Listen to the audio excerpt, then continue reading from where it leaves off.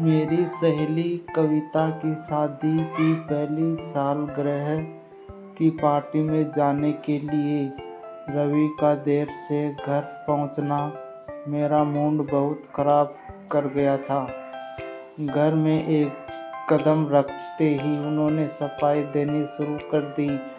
Boss ने अचानक meeting बुला ली थी और उस गुस्से से जल्दी जाने की रिक्वेस्ट करने का मेरा दिल नहीं किया। I am sorry darling. मैं कुछ कह रही हूँ क्या जो माफ़ी मांग रहे हो? मैं नाराज़गी भरे अंदाज में उठकर रसोई की तरफ चल दी।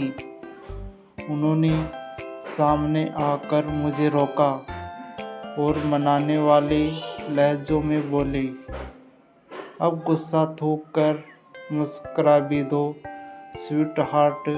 मैं फटाफट तैयार होता हूँ और हम 15 मिनट में निकल चलेंगे। मुझे इतनी देर में पार्टी में नहीं जाना। प्लीज़ अब मूड ठीक कर लो यार। मैं ऑफिस में चल रही घटिया पॉलिटिक्स के कारण वैसे ही परेशान चल रहा हूँ और अगर ऊपर से घर में भी टेंशन बनी रहेगी तो मैं पक्का बीमार पड़ जाऊँगा। यह बात ठीक है कि आजकल उनके अपने बॉस से संबंध ठीक नहीं चल रहे हैं और इस कारण नौकरी बदलने की नौबत आ सकती है। उनकी परेशानी न बढ़ाने की खातिर मैंने बात को लंबा नहीं खींचा और बोली, ऑफिस की चिंता करने के साथ साथ कभी कभी मेरी खुशियों का भी ख्याल रखा करो।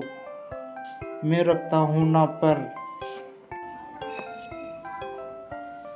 अब सच्चे बहाने बनाकर समय बर्बाद करने के बजाय जल्दी से तैयार हो जाओ। अपने गुस्से को बुलाकर मैं मुस्कुराई तो उन्होंने प्रसन्नता दर्शाते हुए मेरा माथा चूम लिया। कुछ देर बाद बैंकेट हॉल में कदम रखते ही मैं सारे गिल्सले भूलकर पार्टी का मज़ा लेने लगी। कोविड के बाद यह पहली बड़ी पार्टी थी जिसमें हम लोग शामिल हुए थे और मैं उनके पल पल को जी लेना चाहती थी। जो जानकार थे उनसे हंसी खुशी के साथ मिली। बड़े उत्साह से अपनी मनपसंद चीज़ें खाने की इच्छा जाहिर कर मैंने उनसे खूब भाग दौड़ करवाई। उन्हें डांस करना ढंग से नहीं आता, इस बात की फिक्र किए बिना मैं हाथ पकड़कर उन्हें ज़बरदस्ती डांस फ्लोर पर खींच ले गई। यार, उल्टा सीधा डांस करा कर मेरा जुलूस मत निकलवाया करो। व्यायाम करने के अंदाज में डांस करते हुए उनकी आवाज़ में खींच के भाव साफ झलक रहे थे। शादी होने के बाद पहले मेरी खुशी की खातिर तुम डांस कर लेते थे, तो अब क्यों एतराज़ करते हो जनाब? मस्ती में नाचते हुए मैंने मुस्कुराकर पूछा। तब मैं तुम्हारे नाराज़ होने की रिस्क नहीं ले सकता था। मुझे खुश रहने को किसी तरह की कोशिश करना तुम्हें बोझ सा लगता है। अब घर की मुर्गी दाल बराबर हो गई। दिल पर चोट लगने का अभिनय करते हुए मैंने आंखें तेरी तो वे खिलखिलाकर डांस कर रहे थे। तुम गुस्से में भी बहुत प्यारी लगती हो। You mean beautiful. मैंने बड़ी अदा से पूछा। Yes, very beautiful, thank you. मैंने बीट की फिक्र किए बिना एक प्यारा सा चुम्मा उनके गाल पर झटके से अंकित किया तो वो बुरी तरह से शर्मा गई। यह क्या करती हो? सब देख रहे हैं यार। तो क्या हुआ यार, कुछ काम अकेले में करने होते हैं। ओके, पर आई लव यू तो यहाँ कह सकती हूँ ना? Yes sure, I love you my darling. इस बार मैंने उन पर हाथ होठों तक ले जाकर चूमा तो उनका चेहरा फूला सा खिल उठा। पगली, प्यार भरे अंदाज में उनके मुंह से निकले हुए इस शब्द ने मेरे रोम रोम में मस्ती भर दी। मैं आज अपनी शादीशुदा ज़िंदगी में बहुत खुश और खुशी हूँ, पर शादी के बाद गुजरने पहले साल में हम दोनों की नासमझ के कारण हमारी विवाहित ज़िंदगी में बहुत गलत घटा था। वे बहुत जल्दी तरक्की करना चाहते थे, यह तो मैं शादी होने से पहले भी समझती थी, पर शादी होने के बाद मुझे उन पर अपने कैरियर के प्रति बहुत ज़्यादा सीरियस होना खेलने लगा था। ऑफिस की जिम्मेदारियों में उलझकर उन पर आए दिन देर से घर आना तो मुझे बिल्कुल हजम नहीं होता था। शादी के बाद और भी बहुत कुछ बदल गया था। पहले मुझे अपनी बात मनवाने में काफ़ी दिक्कत नहीं आती थी, पर प्रेमी में पति बनते ही वे आइडियल इंसान में बदल गए थे। अपने माता पिता के कहने में आकर वे मेरी मर्जी के खिलाफ कुछ करते तो हमारे बीच झगड़ा ज़रूर होता। हमारे बीच बढ़ती अनबन की खबर मेरे मायके वालों को हुई तो वे सभी अपनी अपनी समझ के अनुसार मुझे समस्याओं का हल समझाते।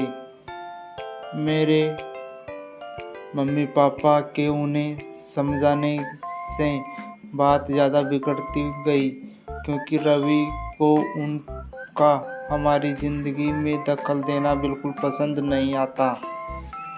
दिलों के बीच दूरियां बढ़ने से हमारी ज़िंदगी में से रोमांस मरता जा रहा था। सेक्स संबंध अधिकतर मशीनों से हो गए। मैं खुद को भी कभी इतना ज़्यादा फंसा हुआ महसूस करती कि विवाहित ज़िंदगी बहुत बड़ा बोझ लगने लगती थी। शादी को लेकर जो रंगीन सपने देखे थे उनका टूटना मेरे मन में बहुत बड़ा अकड़ता था। उनके व्यवहार और नज़रिए में आए परिवर्तन को लेकर मेरी शिकायतें रोज़ रोज़ बढ़ती जाती थी।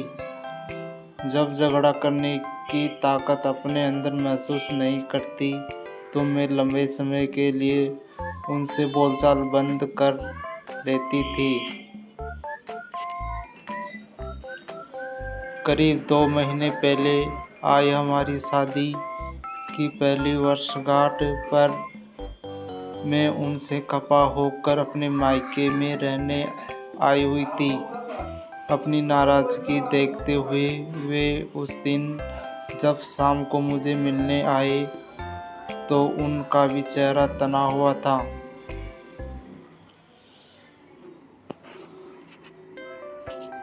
मम्मी पापा ने जोर डालकर हम दोनों को बाहर घूमने भेज दिया।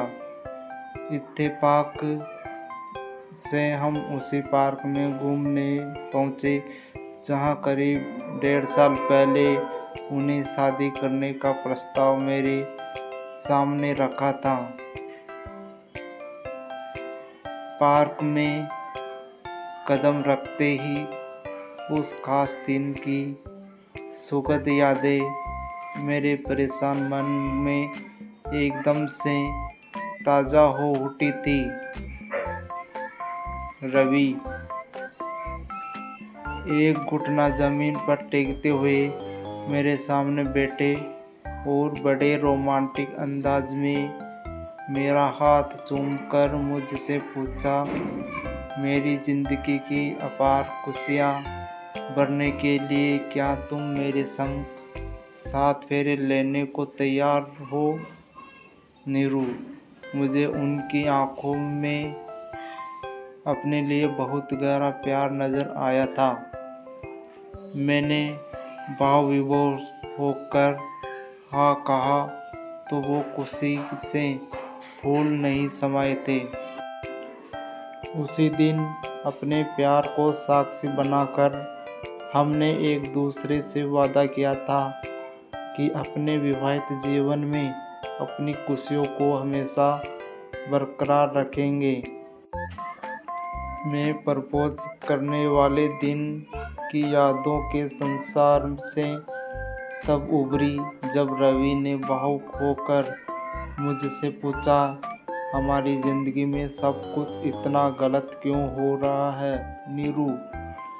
मैं तुम्हें अब भी बहुत प्यार करता हूँ, पर फिर भी हम एक दूसरे से इतनी दूर क्यों होते जा रहे हैं? उनकी आंखों में झलक आए आंसू को देखकर मुझे तेज झटका लगा था। मैं उनके सवाल का जवाब देने की कोशिश की, कई बार करी, पर मेरे मुंह से एक शब्द नहीं निकला। अचानक ही मेरे ऊपर से नियंत्रण टूट गया और मेरी आंखों से भी आंसू बह निकले। उन्होंने बाहें फैलाकर तो उनकी छाती से लग गई। मैं जोर से रो पड़ी। उनके आंसू पोंछते हुए मैंने उन मन यह महत्वपूर्ण संकल्प किया कि रवि के प्रति बहुत तृप्ता और ताकत से उठ रहे खुशी और प्यार के एहसास को भविष्य में कभी मरने नहीं दूंगी। तो हमारे विवाहित जीवन की खुशियों को तबाह कर रहे थे। मैं भविष्य में उन हालातों की गुलाम बनकर अच्छे रखकर अपने विवाहित जीवन की खुशियों को बनाए रखना अब मेरे लिए बेहद महत्वपूर्ण हो गया है। अब मुझे उनकी किसी बात या काम पर गुस्सा आता है तो उसे दिखाने से मैं कतई संकोच नहीं करती, पर वे मुझे मेरे आगे पीछे घूमते हुए मनाए, ऐसी अपेक्षा अब मैं नहीं रखती। जिस इच्छा के कारण मन चोट खाकर बार बार दुखे और घर में टेंशन जन्मे, उसे मन में पालने से क्या फ़ायदा। उल्टा अब वे अगर मुझे से किसी कारण नाराज़ हो जाते हैं तो जल्दी से जल्दी उचित अवसर ढूंढकर मैं उन्हें मनाने से नहीं चूकती। मुझे उनकी नाराज़गी की फिक्र नहीं, अपने हाव भाव से ऐसा दर्शा कर उनके अहम को ठेस पहुंचाने की नासमझ अब मैं नहीं दिखाती। शिकायतें, नाराज़गी और रूठा मनाना तो खैर हमारी ज़िंदगी में हमेशा चलता रहेगा, पर इन सब के कारण अब मैं हमारी खुशियों को ग्रहण नहीं रखने देती हूँ। रवि के साथ बिताए पल से निकल रहे हर मीठे मीठे अनुभव का भरपूर आनंद लेने से मुझे मेरी कोई अधूरी रह गई कामना या टूटी उम्मीद अब नहीं रोक पाती है। पार्टी वाली इस रंगीन रात का भरपूर फायदा उठाने के लिए हमने कविता और उसके पति से जल्दी विदा ली और घर लौट गए। रवि की आंखों में नजर आ रहे मौज मस्ती के हाव भाव साफ कर रहे थे कि उस रात मेरी जल्दी सो जाने का कोई चांस नहीं था।